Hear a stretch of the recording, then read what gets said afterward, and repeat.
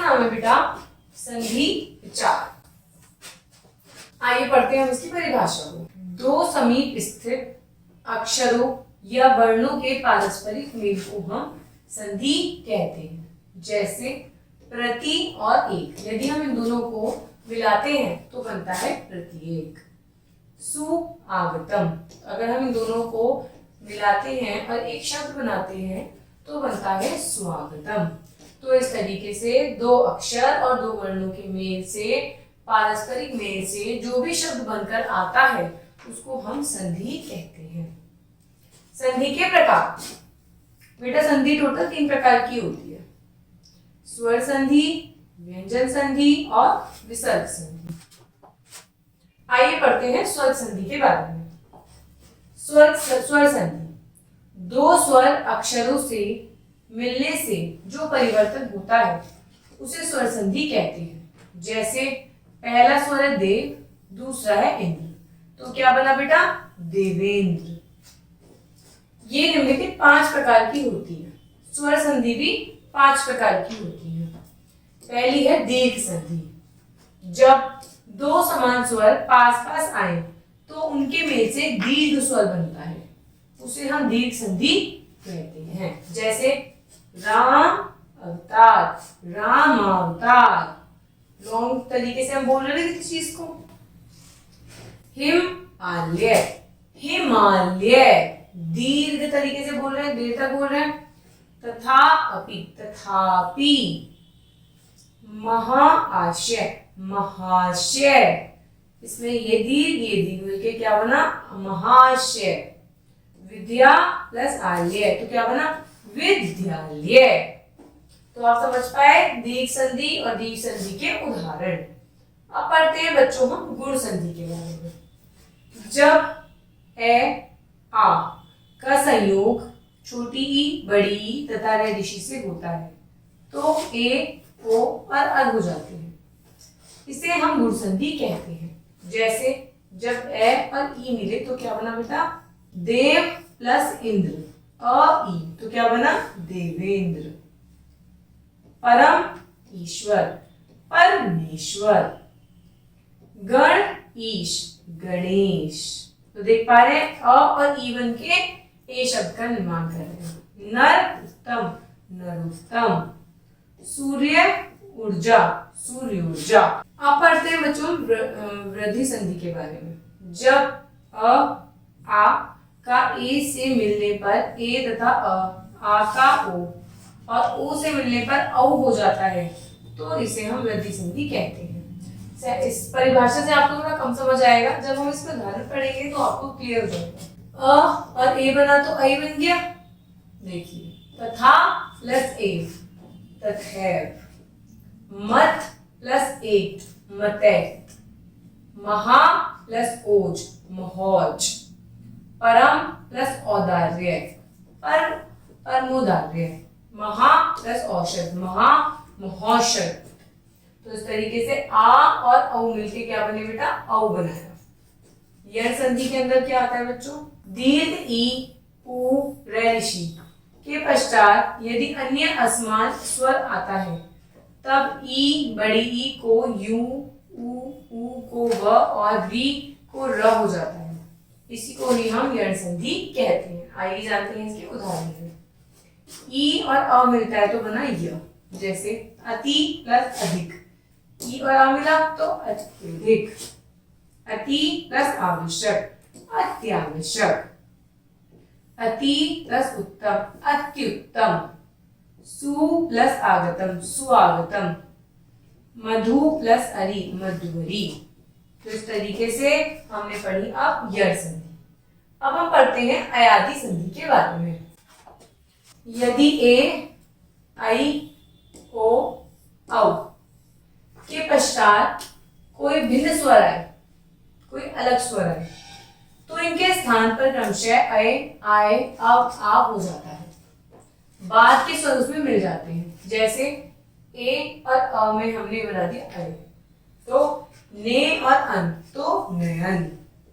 नई और अक नायक। पौ अन पवन। नौ इक नाविक। पवित्र, पवित्र। तो इस तरीके से हमने पढ़ी अयाधी संधि के बारे में। अब पढ़ते हैं बेटा हम व्यंजन संधि। व्यंजन के स्थान के साथ स्वर या स्वयजन के मिलने को व्यंजन संधि कहते हैं। जैसे उज्ज्वल, उज्ज्वल, वागीश, वागीश। व्यंजन संधि के नियमों के बारे में पढ़ते हैं। वर्णों के वर्गों के प्रथम वर्ग, प्रथम वर्ग ये होता है के बाद कोई स्वर अथवा किसी वर्ग का तृतीय चतुर्थ वर्ण अथवा अंतस्थ य र ल व वर्ण हो तो प्रथम वर्ण का अपने वर्ग का तृतीय वर्ग हो जाता है। जैसे क अ तो बन गया ग, दिक अंबर, दिगंबर, दिग्गज, दिग्गज, वागीश, वागीश।